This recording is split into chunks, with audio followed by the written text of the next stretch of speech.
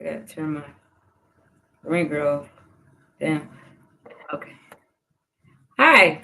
Welcome to Educators with Oil. I am your hostess, Ronnette Branham, here to offer biblical strategies for effective teaching. Uh, I know people are told me they were coming, they're joining. I'm kind of late, so uh, hope they don't think I have real technical difficulties. Today, we're going to talk about creating a learning conducive atmosphere, strategies for student success, and building student teacher relationships. And we have a special guest today, my newfound friend, Miss Beverly Smith. How are you today, Beverly? I'm fine. It's been a busy day, but I'm fine. Oh my goodness, in school it's always Oh, so busy. Seems like we're always rushing around. yes. So uh, I want to welcome you and anybody who's watching right now. Uh, would you like to tell us a little bit about yourself? I just put that you're our elementary school counselor, but Hmm. after talking to you, I'm hearing you have a wealth of information for us today. And Hmm. would you like to tell us a little bit about yourself? Sure. I started out in South Brunswick as a special ed teacher, got laid off, and came to Trenton as a special ed teacher. Um, I work with children with disabilities, and I decided to go back to grad school at Rutgers, and I got my degree in counseling psych. And interestingly, it's been a journey. I've done a lot of interesting work over the years, over 40 plus years in public education as a crisis intervention counselor, as a community outreach uh, counselor. Um, Dealing with children with substance abuse issues, families that are dealing with substance abuse issues. um, I sit on several boards throughout Mercer County. Presently, I am the vice chair of Henry J. Austin Health Center, which is a school based and health center here in the city of Trenton. I'm very proud of that. I sat on Planned Parenthood's board for a number of years, along with High Tops, which deals with children that are dealing adolescents dealing with uh, sexual health and educating them. Uh, and so there has been, as I said, it's been a journey. I love what I do. I think um, many of the experience that I had over the years has been very positive. And so I'm here. I'm here right now at PJ Hill School. I still do crisis intervention work when it called through the district, dealing with loss, dealing with trauma, dealing with helping our staff with emergency response trainings and so forth. Wow, you said a mouthful. So I when I was younger, before I actually went to college, I wanted to be a psychologist, and Hmm. I got scared away from one this course that I had to take where you had to go to a outpatient facility, Hmm. and I that scared me away. I think because I wasn't equipped, it was too early. And once you understand what to do and how things work, then you're ready. But Hmm. if you just go in somewhere blind, you're like, oh, you think everything is crazy. So Hmm. I was scared away, like right there. I Hmm. had to get it. I Yeah. can understand. I could understand it. I was always curious about things that were different. How did they start? What happened? What caused them to become depressed? What caused them to do certain things? And always been very fascinated by that journey that people take. Well, right now it sounds like you're in the perfect place because like last week we had Patrick Briggs, and he was talking about that achievement gap. And so you measure an achievement gap in education at Hmm. the end. oh wow, these people are doing better than those people over there.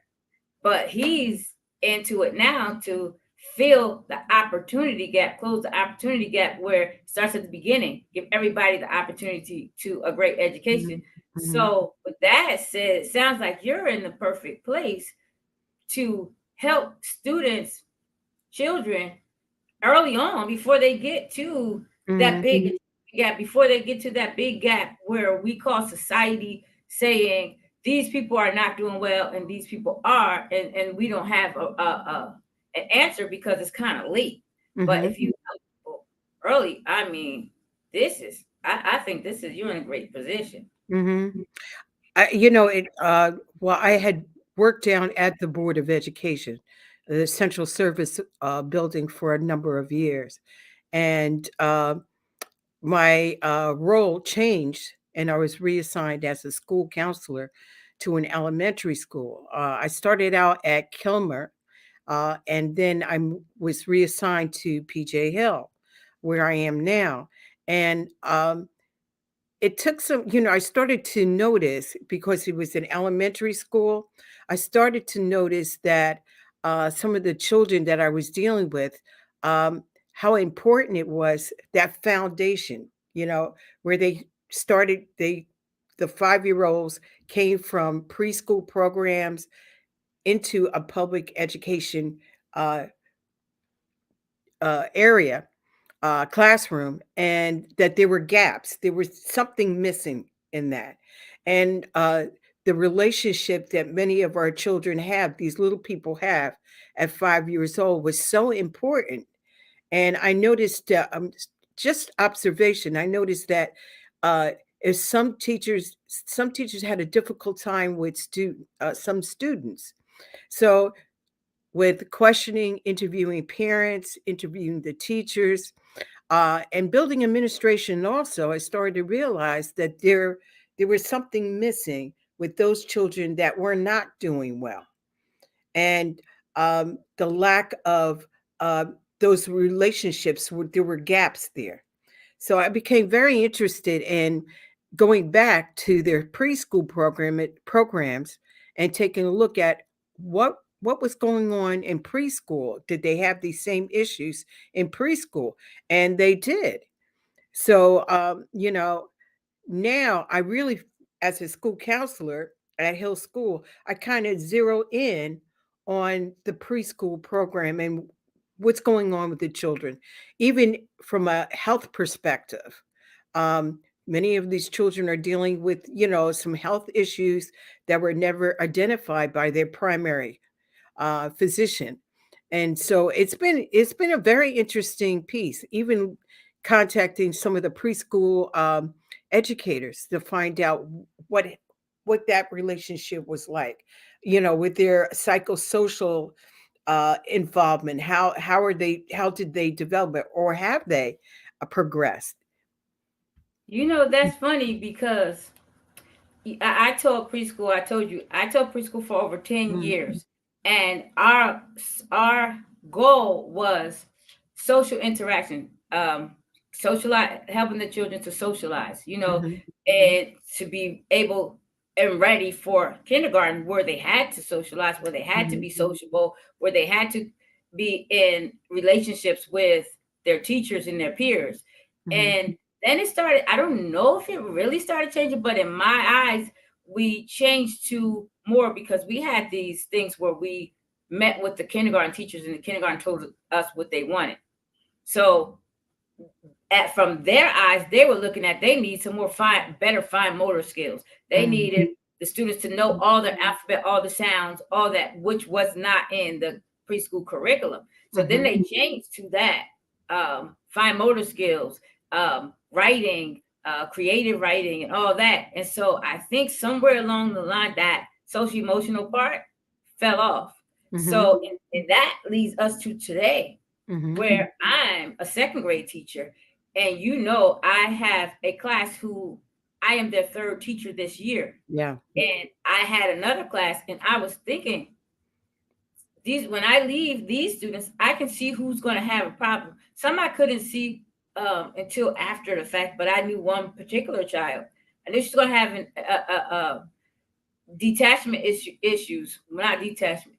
Yeah, she couldn't. It was hard for her to detach and and move in with the next teacher. Mhm. She Mhm. was having a hard time, Mhm. and she voiced her concerns. Her mother came. She just wanted me back because I was her teacher, Yeah. and but she's in that bilingual, that dual language program, so Mhm. they stayed together. And I didn't. I don't know if I thought so much about, okay, I'm getting these students who I'm their third teacher. They had their own Mhm. teacher. The teacher moved on for whatever reason, and then they were split into other classes until they got another teacher, which was me.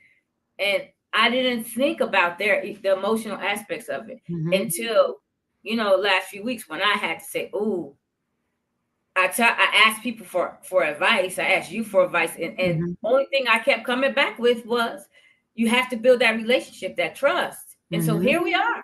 Like Yeah. here we are. There's that Yeah. second grade teacher trying to build relationships with that class. And And it's March, right? It's March. ah Yeah. Yeah. yes, absolutely. And it's Mhm. like, oh, what I have to do it. So you even know because of that, I even now my mornings, we have that social emotional learning, Mhm. Mhm. those few minutes while they're eating breakfast that we're supposed to. So now, as soon as they finish eating breakfast this week started last week, but not in the morning. We're coming together and we're doing things. We're playing these acting little scenarios, and the kids are loving it. They're seeing me be as silly as I Mhm. can be, and they're loving it. I'm assuming it's going to do something. So, Yes. what do you have to say to a teacher who's coming in with the class who this is their third teacher this school year, I and yeah. it's a struggle. Well, that's a very, very important question. And um, the first thing is empathy and openness and listening to the children. I think teachers need to remember one thing, that our children come to us, meaning to the school, with their own history. And some of them have issues with attachment. They call it attachment disorder, where they have not really bonded with an adult. Sometimes one of the things I come to the realization is that some children don't know how to engage in a conversation with an adult. So it's the basic things that we need to work on with our children. Just having children see you as being human.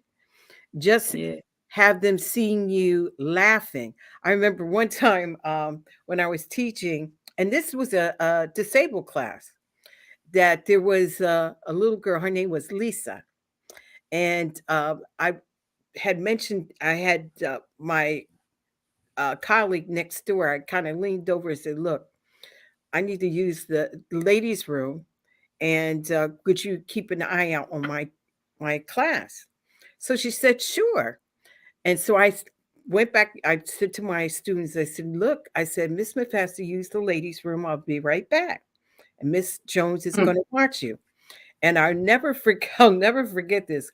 Lisa King, that was her name, turns around and says, "Miss Smith, I didn't know teachers went to the bathroom." And it kind of clicked. Like, wow. So, those social and emotional learning exercises that teachers are encouraged to do with their children in the morning kind of opens kids up.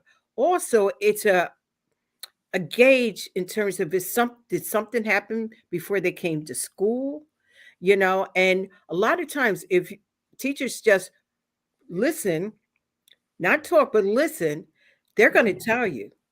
They're going to tell Really? you the good, the bad, and the ugly.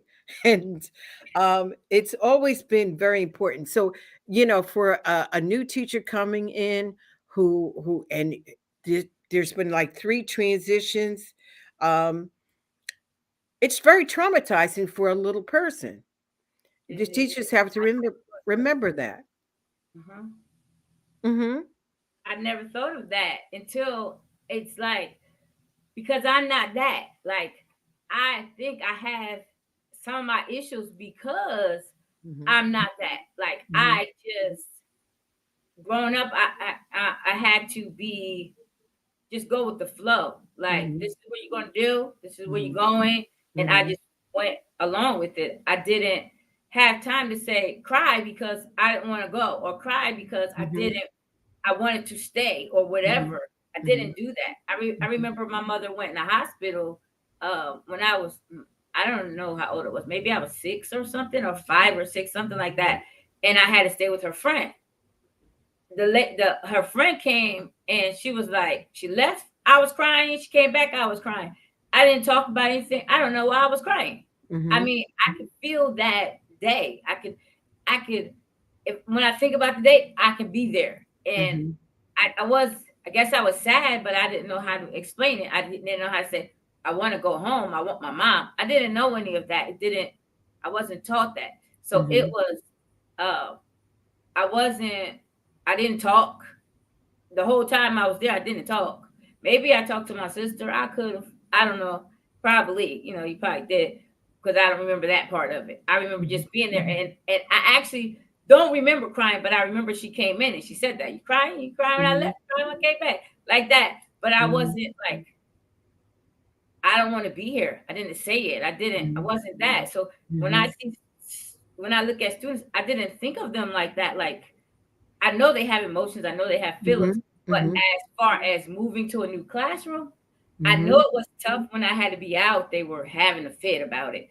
Yeah. And I promise, I'm gonna be out again, but I promise I'll be out as little as I can from now on, because Mhm. it was bothersome for them. But I didn't think of their emotional well-being relating to that, like Mhm. me being coming in as their teacher, the Mhm. third teacher. Oh, I didn't yeah. think like that. Yeah. It's almost like a loss or a death for some kids, you know? Um, and so, when you have a child that is struggling with this, I think one of the things that I would encourage a new um, or any educator to do is to listen. And if the child doesn't want to talk, it's okay. And but letting the child know that understand that they're sad and it's okay. Hmm. Um, some of the things that I encourage kids to do when I see that is to use clay or drawings or just a book or a stuffed animal, depending on the age of the child. Older kids are a little easier to talk to or engage in a conversation because they're able to identify different feelings, but a younger child doesn't. And so, I encourage the teacher to understand the age of the child. Talk to them, listen, and it's okay. And one of the things that is very troubling to me and kind of sad, and part of me understands this, is that some teachers are uncomfortable giving a kid a hug. I've Okay. had some teachers turn around and say, "Well, I don't want to do that." It may be go off, so somebody might think it's something else, and it's kind of sad to hear. You It know, is. it's very, very sad because that touch is so meaningful for a child who doesn't get it at home. And we need it. Mhm. My kids hug Mhm. me. Well, I Mhm. got one, she wants to hug everybody. She's Mhm. like walking, the kids are Mhm. like, good morning. Mhm. And I ask how they're doing when they're walking in. Mhm. She's just like, she wants to hug. That's Yes. it. You're not even gonna push her back. You're not saying, oh, Yes. wait a second. Yeah. But Mhm. she wants that. And then people need touch. I Yes. live alone. So imagine if, just say this whole week, none of the students want to hug me or touch me. Mhm. Right, this week, I'm not going to get touched. You Mhm. know, and Mhm. that is about, that's something that messes with your psyche. And Yes. I need that touch too. Not Absolutely. saying you just hugging kids, but if they want to hug you, hug them. Like, Mhm. it does that. How it's supposed to be. And Sure. so it is. Absolutely.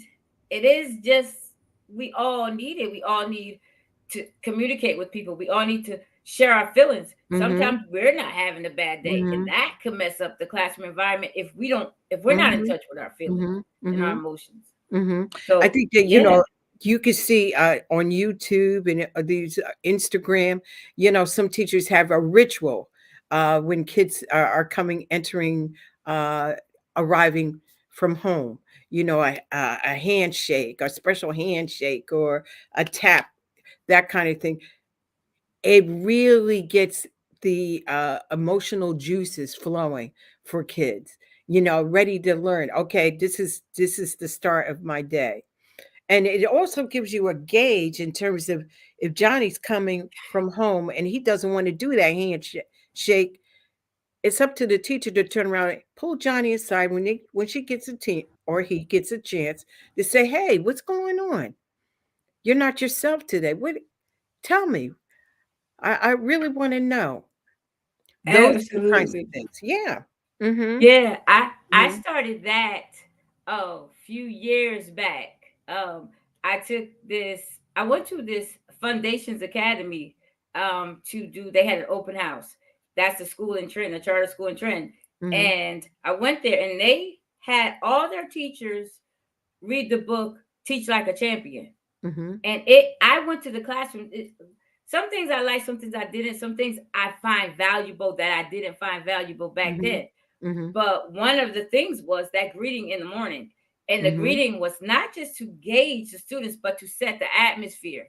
Because Mhm. if you don't stop the kids and students in the morning, they come in the classroom any kind of Yes. way. And Yes. after lunch was the first time I tried it because they're all rowdy. Then they're walking in the classroom just all like Mhm. that. And you want to stop them at the door, and we're going to go in the classroom like this. Mhm. So to stop my students in every morning, last year I had students, I would ask, they would give me all kinds of stuff. I'm like, I had a little girl, good morning, whatever her name was. How are you today? She's like, oh, not so good. I had to sleep with my brother and he was kicking Mhm. me. Like, or, oh, I was good today because my brother said every day. Like people had stories, and you're Mhm. like, oh, okay, we're Mhm. gonna work on that for tonight. We're gonna see. Maybe you could put your brother to sleep in your mom's bed, and then you can move over because he wants to sleep Mhm. with you. Different things, but I can know what it was like. And so Mhm. this year it was a kind of a struggle because I had like 24 students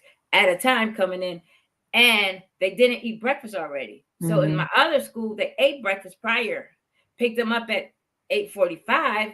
So I had that SEL time. And so Mhm. this, I had to figure it out.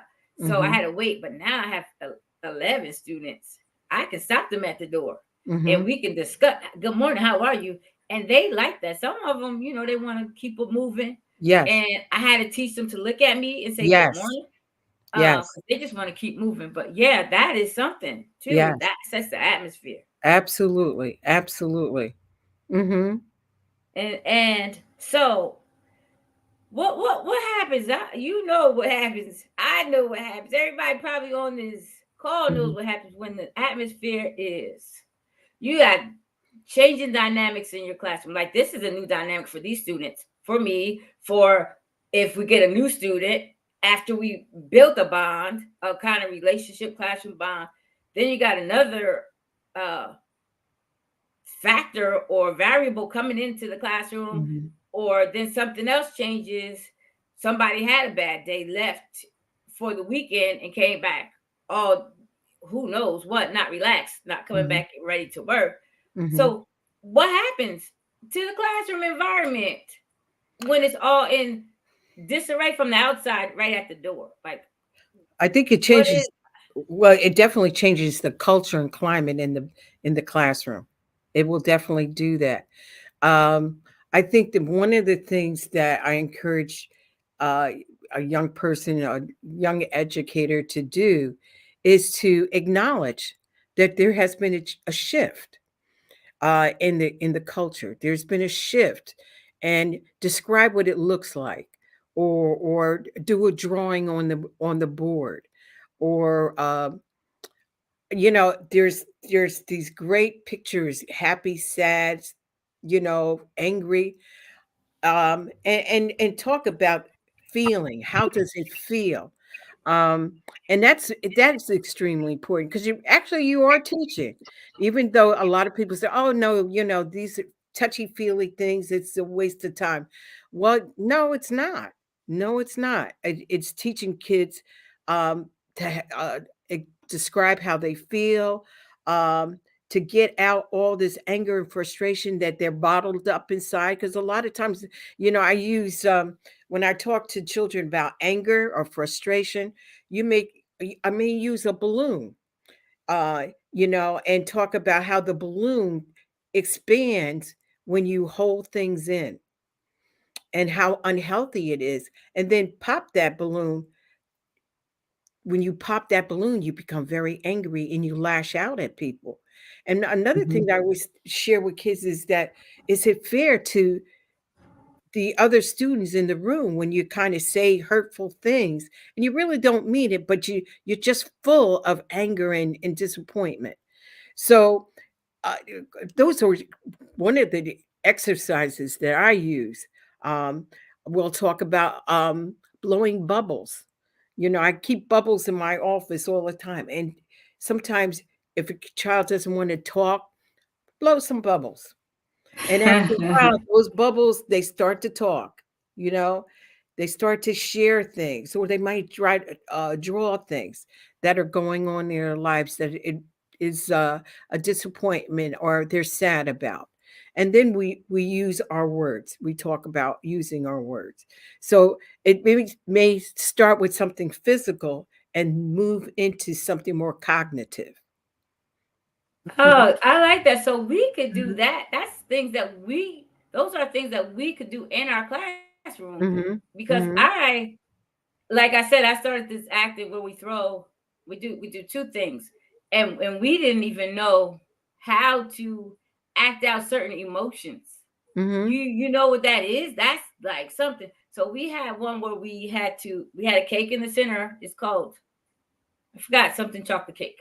But chocolate cake is in the center of the rug, and we go toward, like, we love the chocolate cake, and then mhm, we hate the chocolate cake. Oh, we were frustrated with the chocolate cake, so we moved in and out. Some mhm, of these emotions we didn't know how that looked. We hardly knew what sad looked like. mhm, I mhm. had to figure out what am I supposed to do with my mouth. The students, we didn't. We it was like, because we're not in tune to our emotions, we know we're feeling some type of way, Mhm, but we mhm, didn't know what to name it. We didn't know how to name it. I had a student, she was upset, she kicked the table. And I would say, mhm, well, what is that about? What's going to happen if you don't do this or you don't do that? Why are you so upset about that? She mhm, said nothing.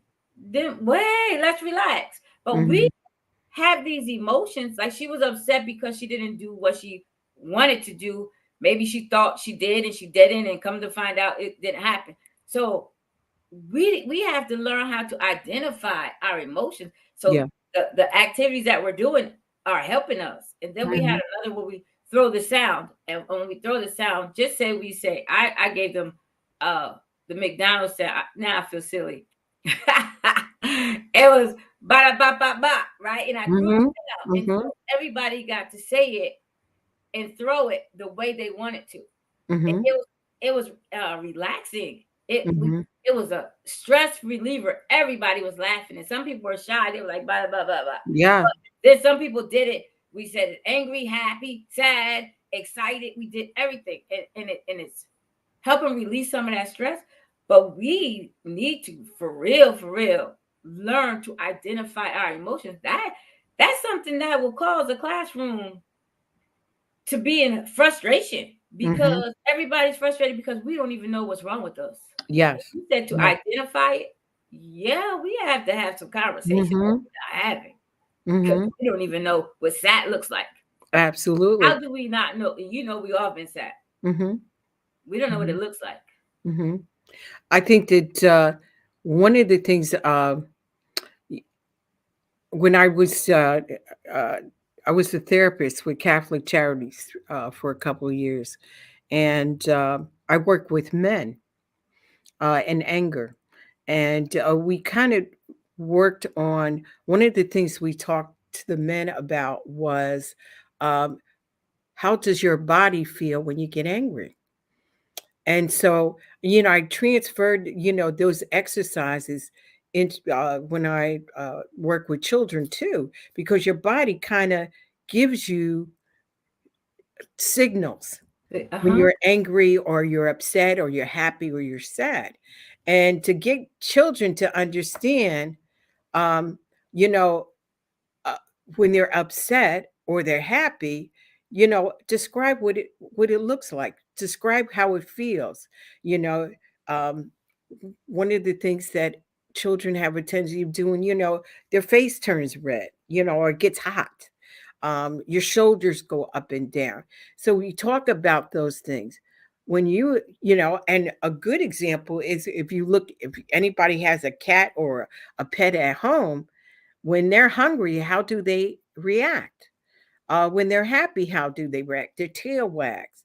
Well, we have signals that communicate, or a nonverbal communication that we share with people that we love or people that we care about, and even teachers. Sometimes teachers, when they're teaching, I'll go into the classroom to do an observation, and the teacher is so stoic. There's no joy, and the kids feel that.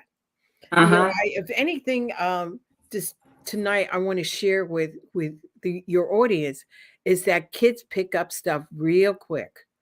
If you're not having a good day, they know.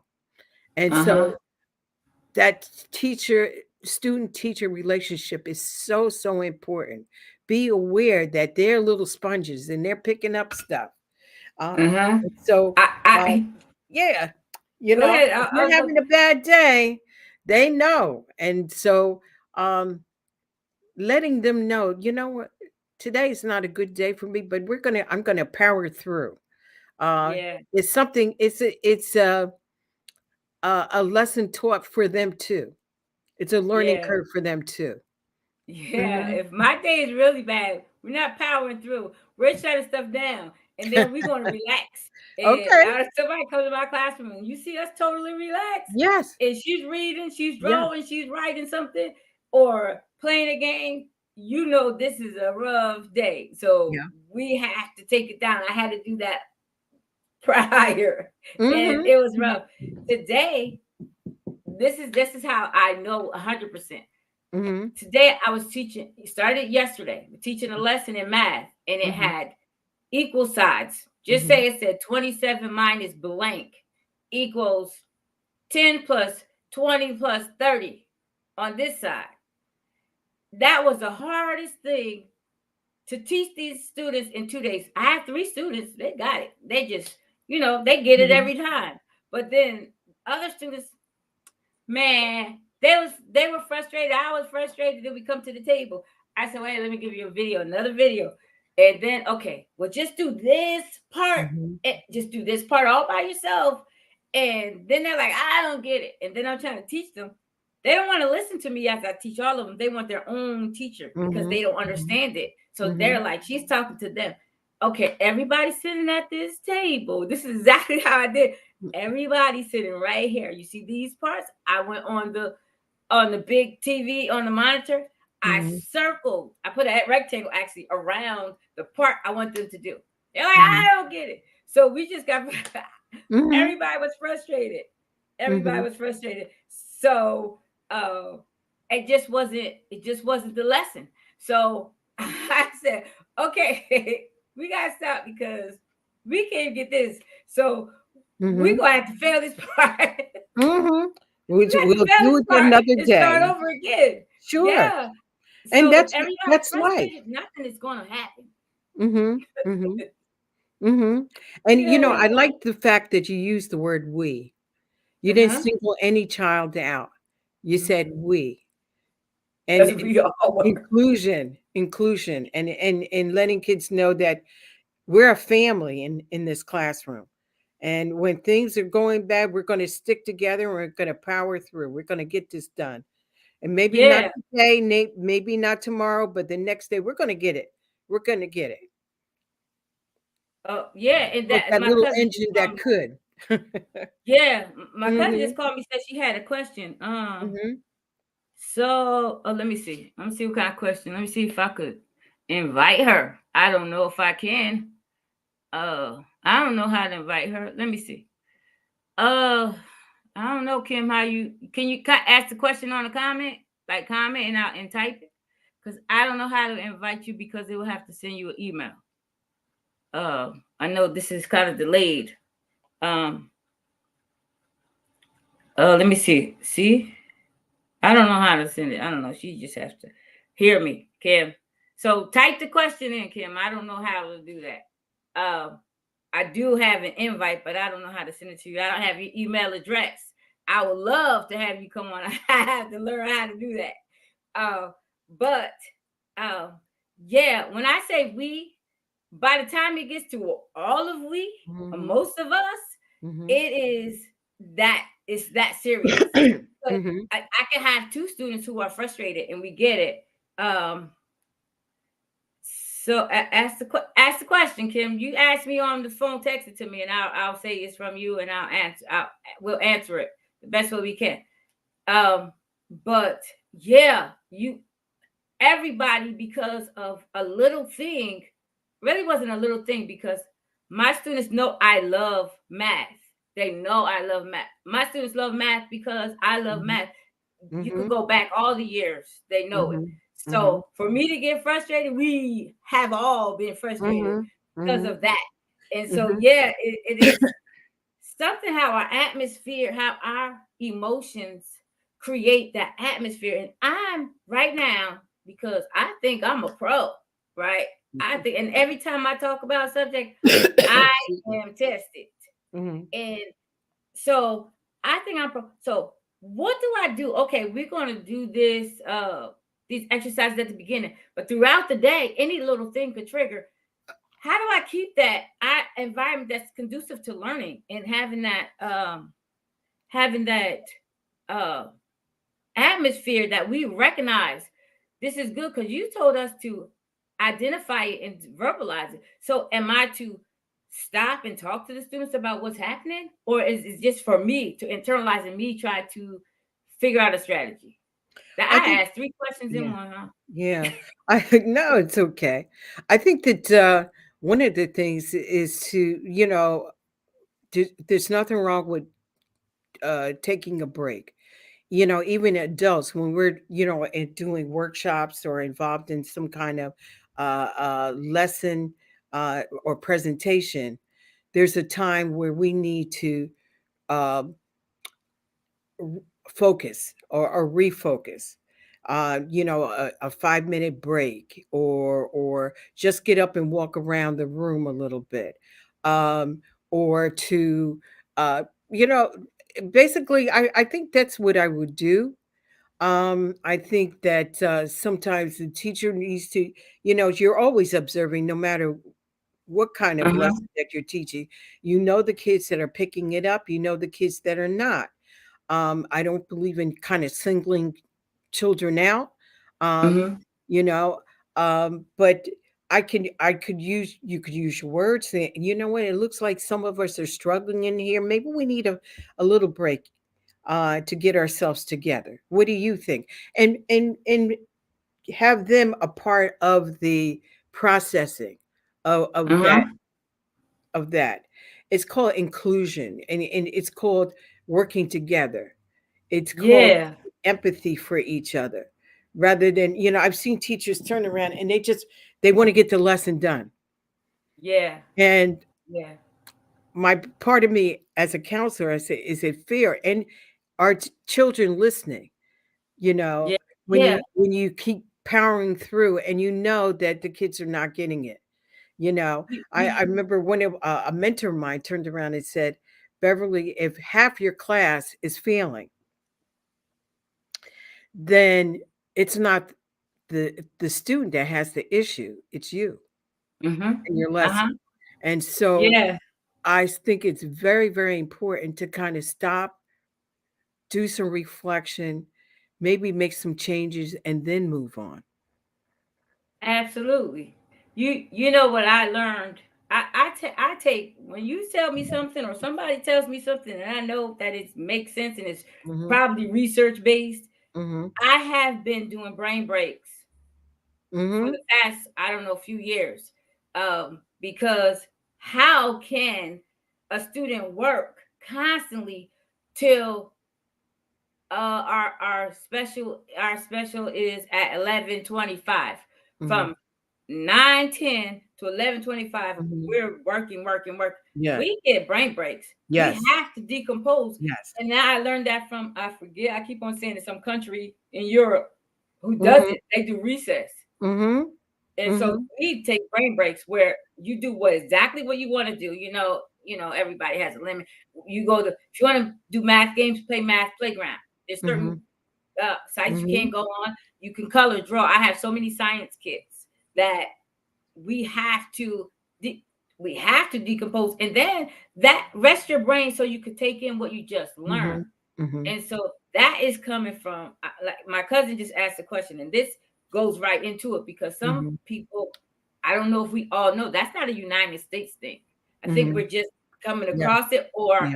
maybe, I don't know, maybe we've been doing it. My cousin has asked a question. It really was a comment. She said that it seems like us educators are playing multi roles. We all know that. Parents, I'm glad they're getting an idea of it. That we're therapists and mediators. We're parents. We're teachers. We are. I mean, we call ourselves teachers, and then we have so many roles, but we get one Mhm. salary.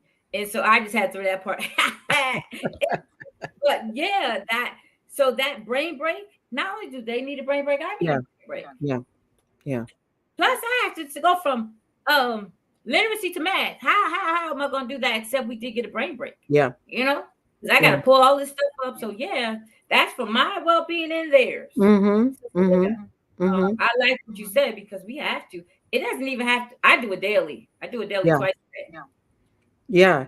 It's, uh, even like affirmations, you can do affirmations with kids. You can bring it down to their level, a moment of quiet. I know when I taught in South Brunswick, what we did after lunch to get the kids to reset. We had books, story, a book that we would read to the children, and just to get them, to listen, to follow direction, that kind of thing.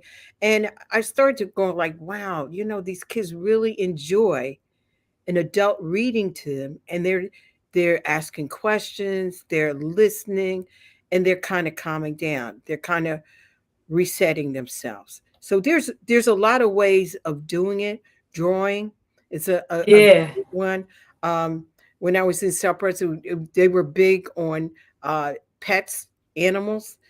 We had a boxer, uh, very trained, certified, that would walk through the school, and every now and then the kids would pet him and stuff like that. All Really? kinds of the very creative um, atmosphere. Um, I know when I was teaching, I had a rabbit.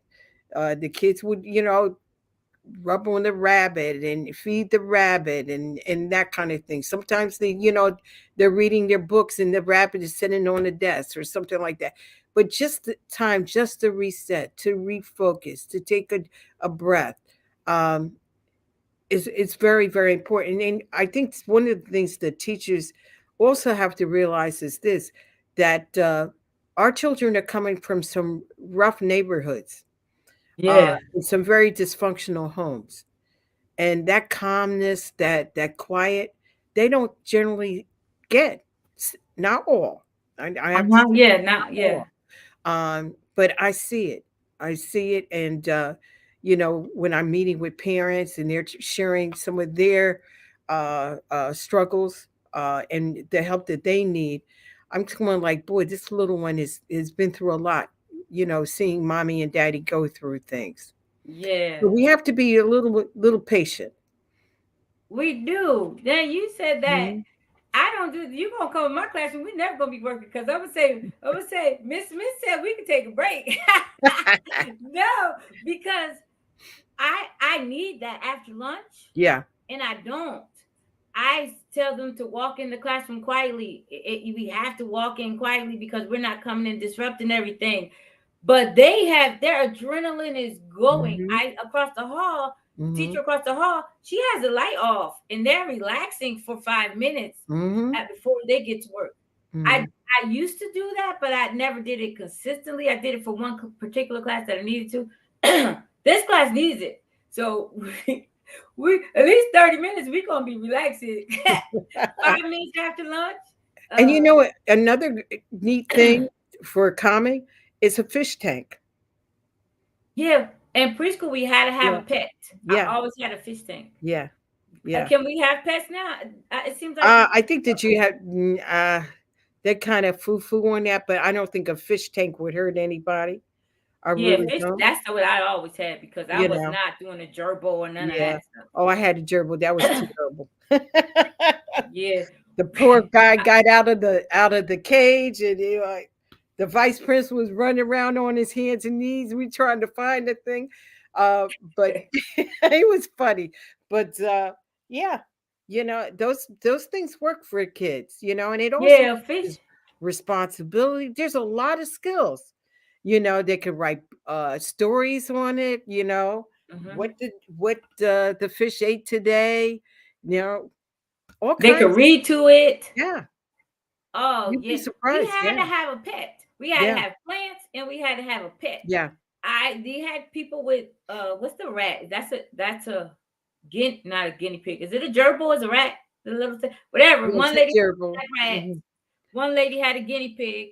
mhm, I had fish one time because it was Christmas or winter break or something. mhm. I sent the fish home with a kid. He came back with food and an empty bowl because he said his sister overfed it. Yeah. So we had experiences. That was something. But Mhm, yeah, mhm, we mhm,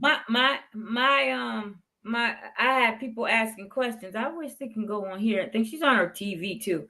mhm, Um, but she's asking because people outside of the school system, they think we have an abundance of people working mhm. in the school who, like she said, wouldn't it work better to have somebody else come in the classroom, or should the teacher? Because teachers are sometimes not equipped. We Mhm, this comes with years of experience. mhm, It mhm, doesn't come with I just got out mhm, of school and I'm mhm, teaching it now, and I'm a mother, parent, grandmother, therapist. That comes with years of experience. mhm. So she wants to know, well, will that work for somebody else coming in your classroom sometime? Um, you know as well as I do. Yeah, it can. It depending on the person, but it can. You know, Yeah, you have it, to it have a really person can. You know, because if we they're only have one school counselor. yeah, yeah. Hmm. Well, we did have two, but we lost one because of the numbers. Our numbers dropped. Oh, That's what happened. oh, really? So if it was a Hmm. full school, we would have two Hmm. counselors? Hmm. Oh, really? Oh, Hmm. that's cool. I didn't know that. Yeah. Yeah, I didn't Hmm. know that. I know. Hmm. And then she asked about the playground equipment. Is it sufficient for the number of students? Like I Oh, believe when the students go outside, we should have toys for them to play yeah. with, balls, jump ropes, I all agree. that kind of stuff. Yeah. That will that's a whole other that's a whole I can't even that's something different, but it will help them to be able to come to the classroom. All of it is emotions, Oh, emotional, absolutely. social Oh, that. emotional. Yeah. And I agree with you that like a bin, that I see in the gym. I love the way they set up everything, like Hmm. different stations where children can play. Well, I'd like to see more of that done on our playground. We have a beautiful playground in a grassy area. Um, I would like to see more equipment purchased rather than kids running up and down or trying to climb Yeah, the fence. I think there needs to be, I call it organized play. Um, yeah, and it surprises me, when I was growing up, we used to do a lot of jump ropes and stuff like that. I don't see kids doing that kind of thing. Kids need to be yeah. kids. Mm-hmm.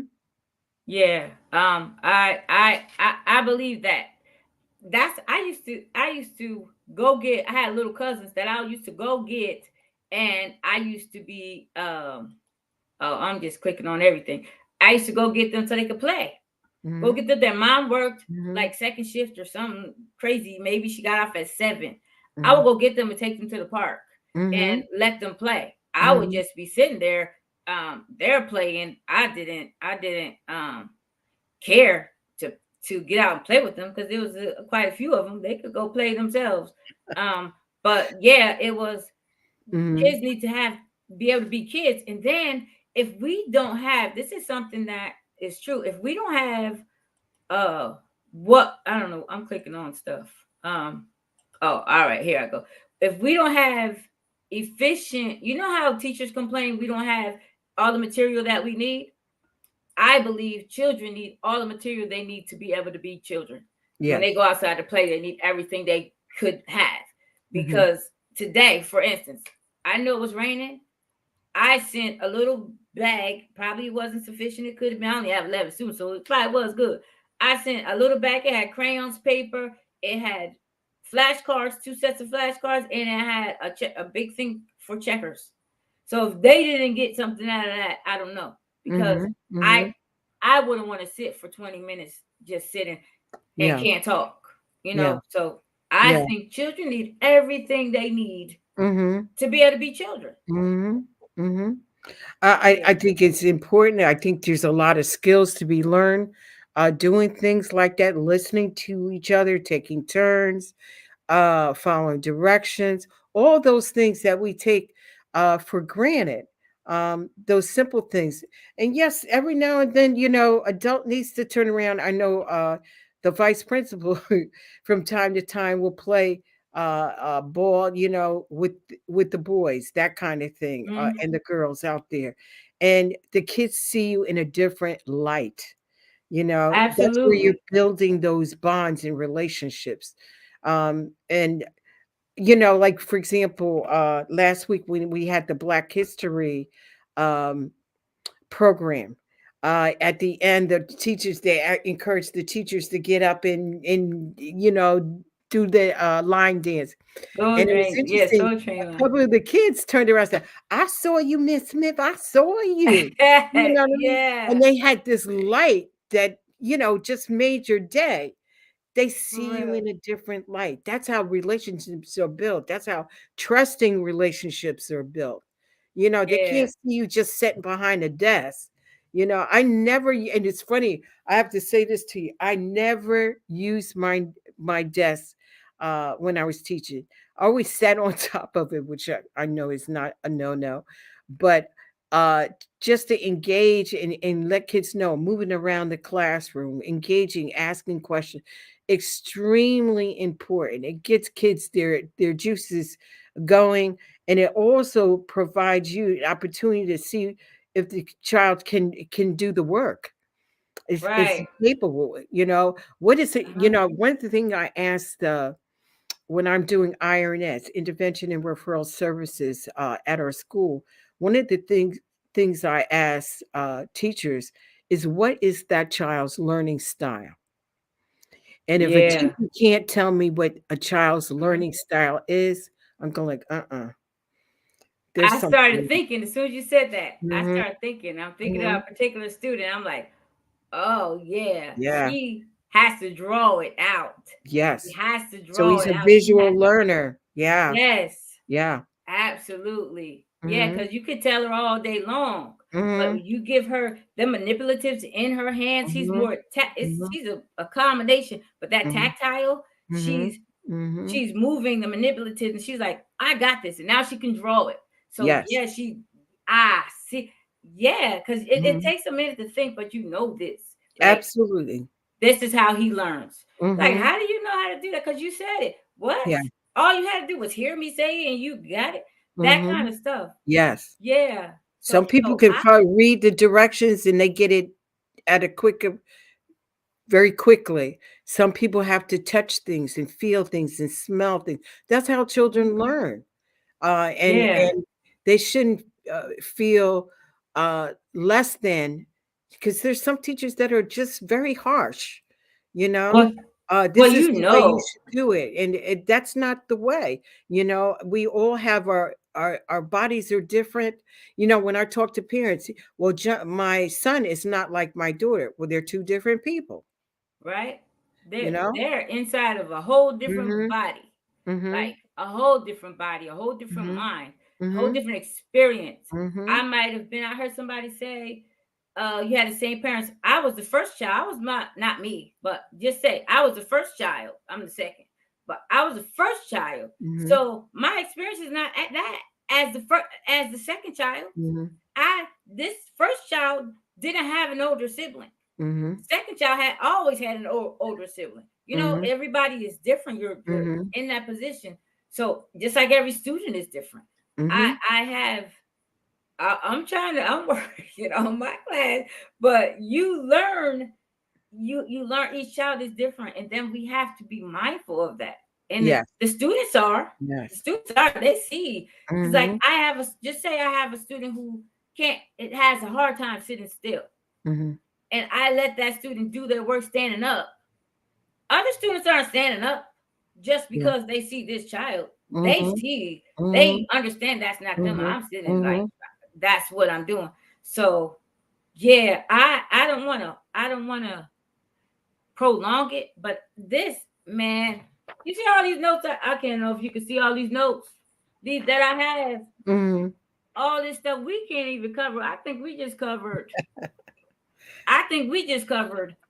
the first paragraph, Oh, and okay. that is bonding with the students, Yes.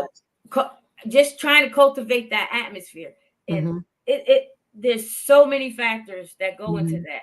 Mhm. And so the I just want to leave our viewers with one thing that could a parent could give to their child or help their child with, help the teacher with.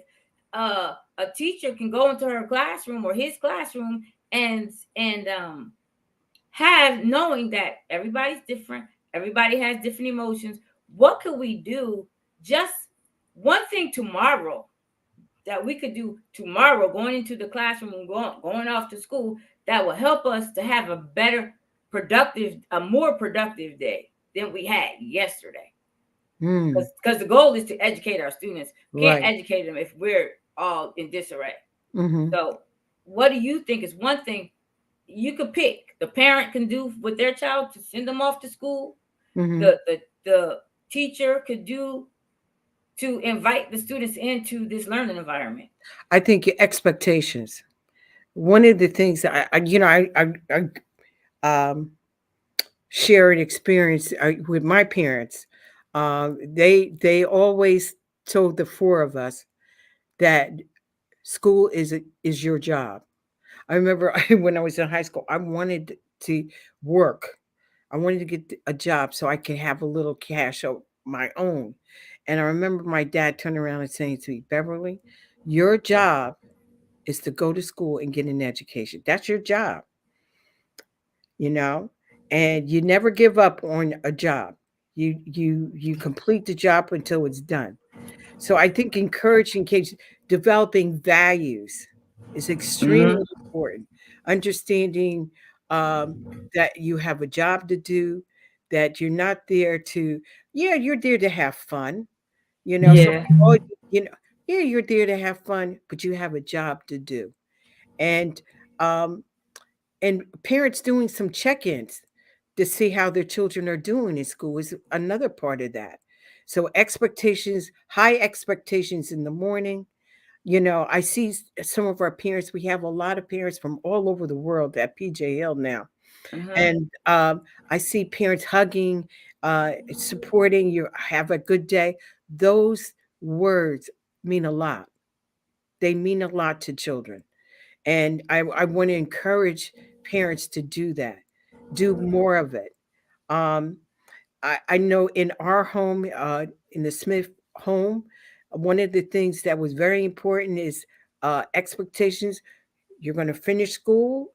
You're going to finish, if anything, you don't have to go to college, but you're going to finish high school. And if you don't want to go to college or a school of higher learning, then you're going to have to I expect you to get a job. I expect you to be independent and self-reliant. Those are the things that parents need to, those value systems we need to instill on our children, not when they're in high school, not when they're in middle school, in elementary school, and Right. even preschool. I expect you to Right. be, I expect, what did you learn today? And Uh-huh. replicate some of those things at home. You know, my mom, with the grandchildren, she used to have these what we call letters that were had that she you can put on the Refrigerator. refrigerator, you know, and Uh-huh. the kids would make words out of and stuff, and we go yay, or puzzles. Let's do a puzzle together. All those things, you know. There's a book that all I needed to learn, I learned in kindergarten, which is really, really true. I think I heard that, but then I forgot about it till Mm-hmm. just now. I Yeah. that Mm-hmm. yeah, I talked to my students today, and um we were talking about what we need for school for. Mm-hmm. And I said, basically, you need to learn how to do math. Mm-hmm. You have to know how to add and subtract. A little girl said, "We can have a calculator." Yeah, but you Mm-hmm. have to know what that question is asking. Mm-hmm. Like I sell lip balm, right? I gave her the example. We sell lip balm, and so a lady asked me for four large and four small. I know what I needed to do, but I know I can use the calculator for that, but I need to know what I need to do. The small ones are one price, and the large ones are another Mm-hmm. price. So I Mm-hmm. that's two different equations. Then I have to put it Mm-hmm. together. So you have to know that. And then I say you have to be able to write and read. You have to be able to write a letter. Mm-hmm. And I don't care if you don't know how to do anything else. You have to be able to write well enough to speak to somebody Mm-hmm. and read something if somebody sends you a letter. So they were like, okay, Mm-hmm. yeah. So I Mm-hmm. think I need to learn how to read. But Mm-hmm. even just that little, what are we here for? Because Yeah. they're like, I missed yesterday. I didn't come. I didn't come this day. No, we need to come to school because we need to know some things. Yes. You need to know Yeah. some things. Yeah. So yeah, that is a job they have to know. That's their responsibility. So I Mm-hmm. appreciate that. Well, you're I quite appreciate welcome. that. And the teachers, we have to relax a little bit.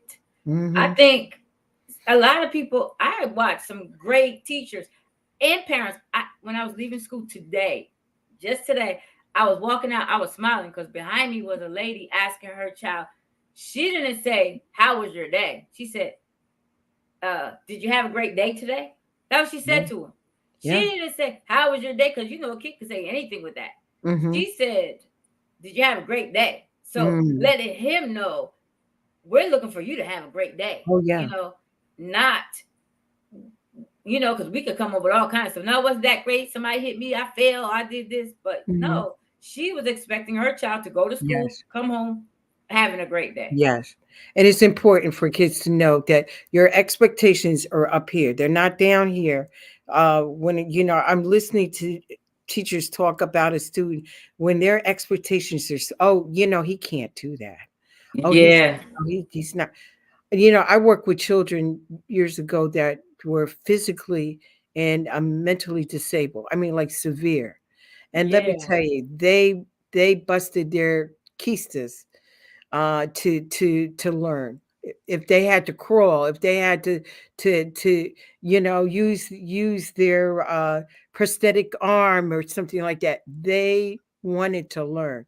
So our kids that are in the general ed classes, we need to Uh-huh. really gear up, be positive, and Uh-huh. let them know that they're better than. Yes, and push them to their limits. Yes. I'm not gonna hold you. One thing I did. This is my last little because my mind goes like that. You say something and I keep my wheels keep turning. I was subbing in this autistic classroom, Mm-hmm. right? It was high school, middle school, or high school. I can't remember, Mm-hmm. but they were teaching this class. It was a life skills class. Man, Mm-hmm. I learned how to fold a shirt because of those students. They Mm-hmm. had how they fold a shirt in the store where they fold the arms in Mm-hmm. and they fold that up, and then Mhm, you mhm, have that whole perfectly like you have a piece of a board inside of it. mhm, I learned that from an mhm, autism classroom, mhm, and yeah, yeah, that's just they. they had to do laundry, they had to do whatever they had to do to prepare those students for the real world. Mhm. So I thank you. Oh, You're I quite appreciate welcome. this. You're gonna have to come back because we only got fifth of the way, sixth of the way through. Well, good. But I appreciate you. I You're really quite do. welcome. Anytime. Anytime. And see, you make me look good because I'm having experts on this show, and I'm so happy for that. You're I quite Man, welcome. I appreciate you. All So, right. uh, again, this is Ronnette Branham and my special guest Beverly Ann Smith. I see the Ann, Beverly Ann Smith, our school counselor, and my new friend because I like smart people. Well, thank I you. just say, but It's a yes. pleasure. Anytime. Anytime. Oh man, you don't know. I love this. Mhm. And so again, remember to like, share, subscribe, comment, all that stuff below. I appreciate it. Thank you for joining us and have a blessed day. Bye. Bye, everyone.